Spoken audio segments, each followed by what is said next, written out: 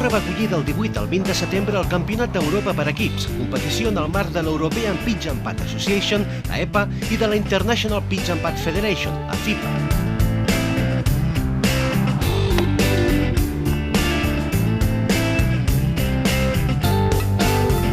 El camp de la competició era el del Xixarela Park, molt proper a la Massana, on els jugadors disposaven de tots els serveis per poder jugar a pitch and pad i poder residir durant els dies d'entrenament i competició, ja que disposava d'apartaments i d'un càmping amb bungalows.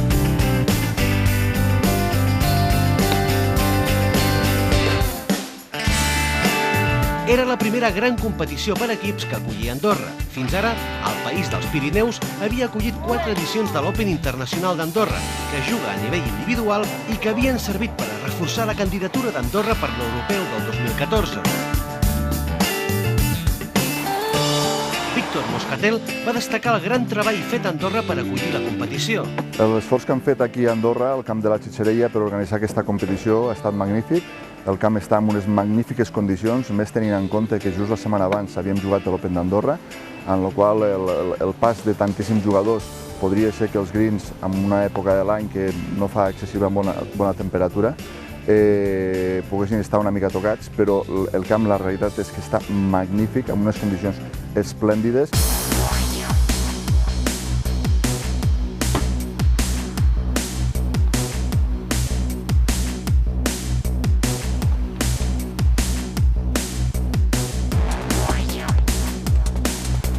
El president de l'Associació Andorrana de Pitch and Pad ens va explicar què ha representat per Andorra acollir aquesta competició. Un gran repte i una gran satisfacció poder acollir aquest torneig aquí a Andorra. És una porta oberta a tot el món i sempre va bé per al país donar-nos a conèixer.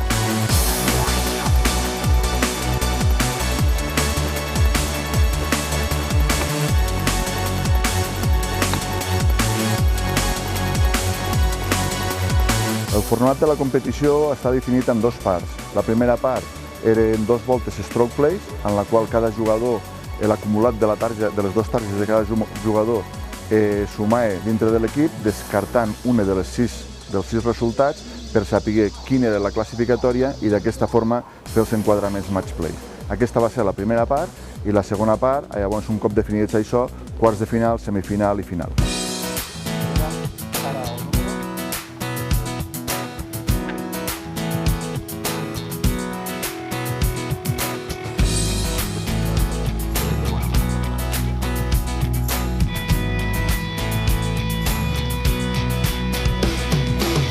Malgrat que es preveia un cap de setmana amb bastants aiguats, només la jornada del divendres es va veure endarrerida per la forta tormenta de trons i aigua que els jugadors van patir a primera hora del matí. La resta de competició es va desenvolupar perfectament.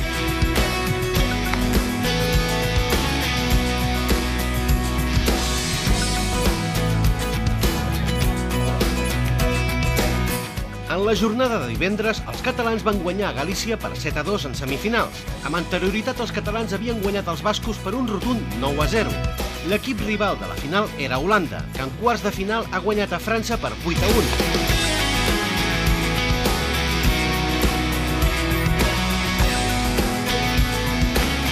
En semifinals, Holanda havia quedat empatada 4,5 punts amb Andorra. El desempat es va definir per reglament, per millor diferència en els resultats individuals a favor dels holandesos.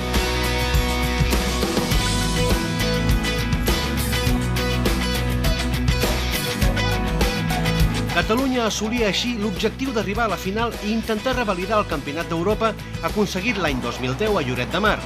De les 6 edicions jugades fins ara, Irlanda havia guanyat les 5 primeres.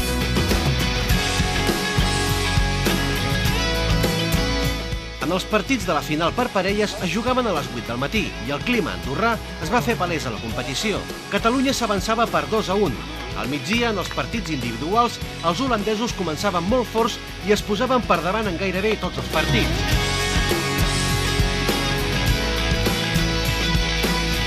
El resultat parcial en passar pel forat 9 era de 4 partits amb avantatge pels holandesos. Els jugadors catalans, capitanejats per Xavier Pons Domènech, es veien desbordats per la jove presència orange. We have a very young team. We had 4 rookies in our team, 4 young guys of 19 years. So I was curious how can they play under such pressure. When the tournament was playing, we get close and close, and we beat Andorra, and we were very happy about it. And we just lost at a split second of the Catalonians. So we are very close, but not good enough to win. But I think they have made much progress. So I think the next tournament we will be ready. So it was a great experience for the guys.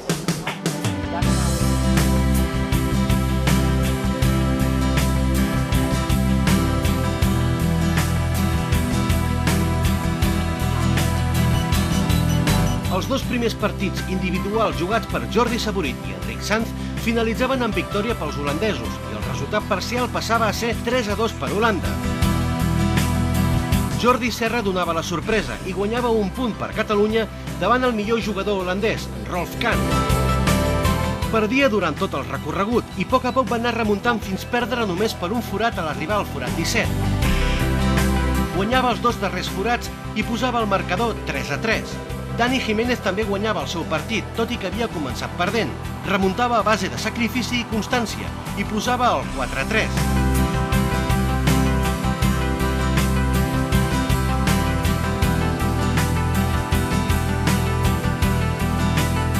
Només faltava un punt per guanyar el campionat, que arribava de la mà de Josep Martínez, qui va demostrar un joc molt sòlid en la darrera volta dominant d'inici a final.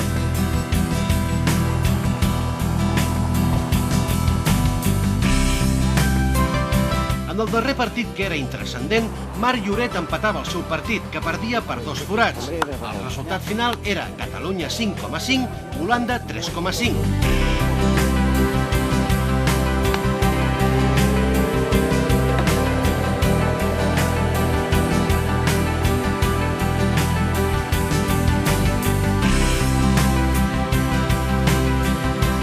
Estem tots molt contents i a més ha sigut molt soferta perquè Holanda cada any són millors i nosaltres hem de ficar les piles i hem d'estar molt atents que no ens guanyin la pròxima vegada a l'europeu.